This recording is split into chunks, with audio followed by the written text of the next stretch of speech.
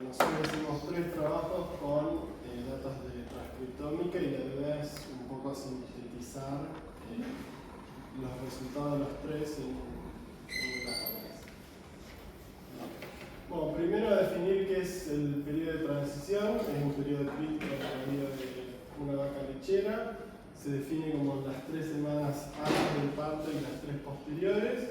Y no es un momento crítico porque determina un poco cómo va a ser la producción de esa vaca y en este momento hay un gran desbalance oxidativo y además, bueno, según bibliografía, en este momento ocurren, o un mes después, el 80%, 70% de las enfermedades en los roedores.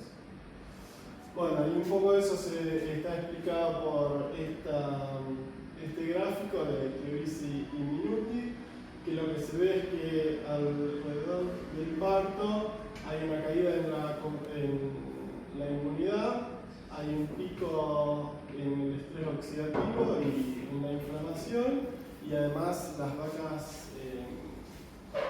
cerca del parto tienen un consumo reducido de alimento, lo que les da, les provoca un balance energético negativo y todas esas condiciones hacen que sea un momento complicado. Bien, bueno, nosotros nos concentramos en el estrés oxidativo, que es producto del desbalance entre las especies reactivas de oxígeno y la capacidad antioxidante que tiene ese animal. Para la capacidad oxidante, las principales defensas son enzimas antioxidantes, que están la SOD, que es superóxido dismutasa, que su actividad se ve influenciada por el cobre, el zinc y el manganeso, que lo que hacen es convertir el anión superóxido en peróxido, y después con la actividad de la glutatión peroxidasa, ese peróxido se neutraliza en agua y en oxígeno, intentando establecer el balance. Bueno, nuestra hipótesis fue que la suplementación parenteral con cobre, zinc, manganeso y selenio, que son minerales antioxidantes, en el periparto va a aumentar la capacidad antioxidante, va a disminuir el estrés oxidativo y además queríamos ver, creemos que sí, si esa suplementación iba a influenciar o modular los perfiles de expresión génica asociados a la respuesta inmune y al estrés oxidativo. Y como objetivo entonces nosotros teníamos determinar el efecto de la suplementación parenteral estratégica sobre esa capacidad antioxidante y su relación con los perfiles de expresión génica en un ensayo de RNA-seq. Nosotros lo que hicimos después es agrupar las muestras según 3 criterios biológicos que nos permiten ver. Uno, si la suplementación mineral afectaba a eso, después si los perfiles de transcripción eran distintos, agrupando por actividad de glutatión peroxidasa y también si eran distintos agrupando por la SOD. Bueno, para esto lo que hicimos fue en un roedor comercial, en animales alimentados según las recomendaciones del NASEM, es decir, que tenían cubiertos sus requerimientos productivos en cuanto a minerales y alimentación. Dividimos a animales, agarramos 2 animales en el periparto y los dividimos en grupo suplementado y sin suplementar.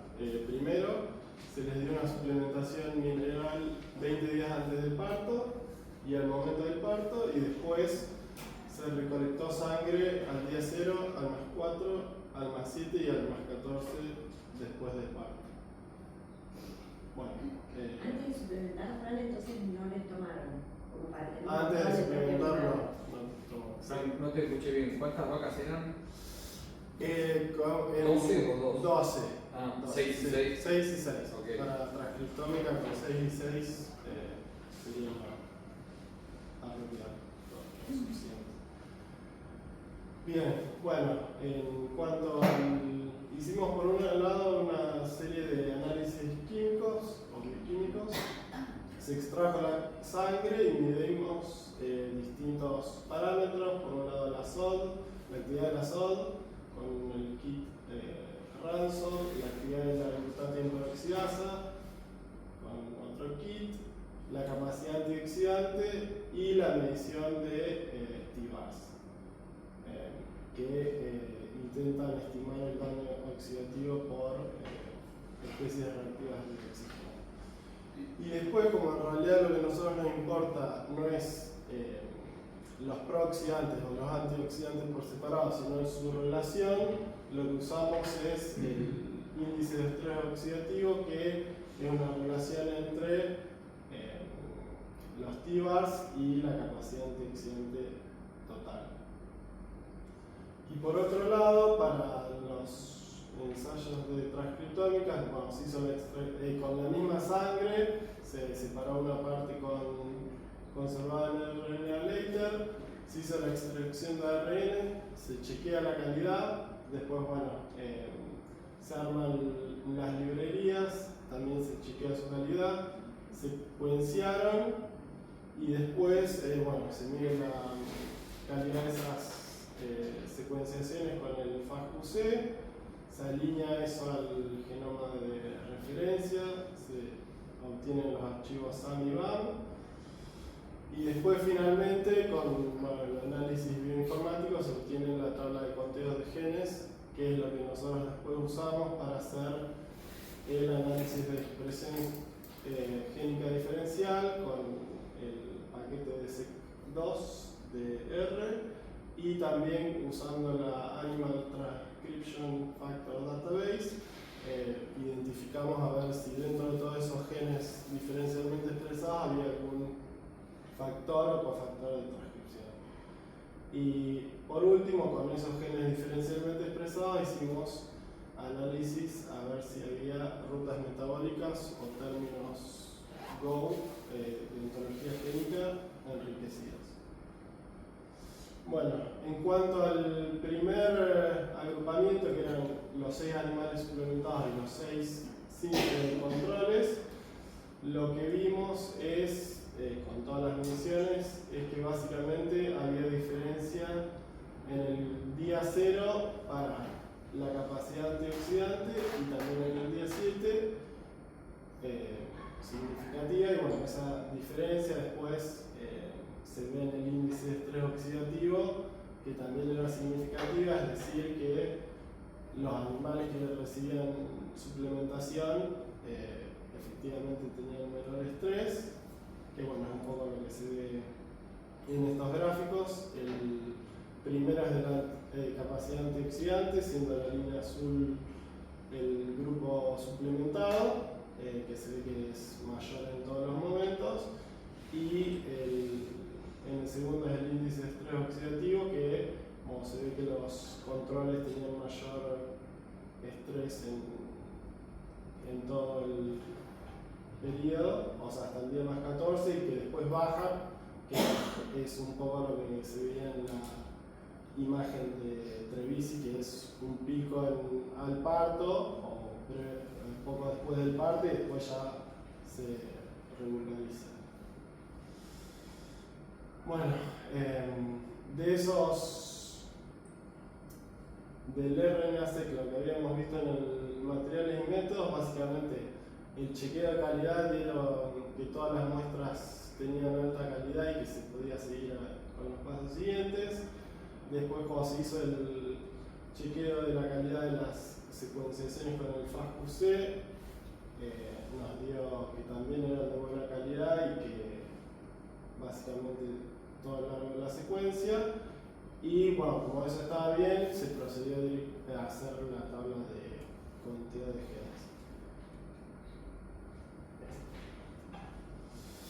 Y bueno, este es los resultados de transcriptómica agrupando por si fueron suplementados o no. Veíamos que en lo bioquímico sí había diferencias, pero en cuanto a expresión génica, solamente encontramos dos genes diferencialmente expresados, y eso también se ve en el PSA plot, que lo que podemos ver es que no hay agrupamiento según la condición, sino que están los animales suplementados y los no suplementados mezclados entre sí. Bueno, en cuanto a la actividad de glutatión peroxidasa, en este caso nosotros no agrupamos por suplementados y no suplementados, sino que ordenamos a los dos animales por la actividad de la glutatión peroxidasa y agrupamos por un lado los 6 que tenían mayor actividad y por otro los 6 que tenían menor. Bueno, hicimos a ver si había diferencias estadísticas entre esos dos grupos, nos dio que sí. En cuanto al PSA, si bien algunos animales están cercanos y mezclados, hay un agrupamiento mucho mayor por grupo. Si bien los verdes están más dispersos, los naranjas se agruparon bien. Y en cuanto a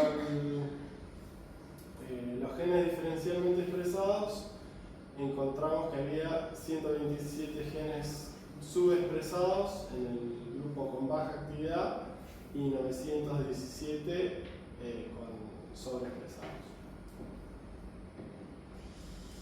Eso, como eran muchos genes, lo que hicimos después es el análisis bioinformático con el David, poniendo la lista entera de genes a ver si había términos GO o vías metabólicas enriquecidas.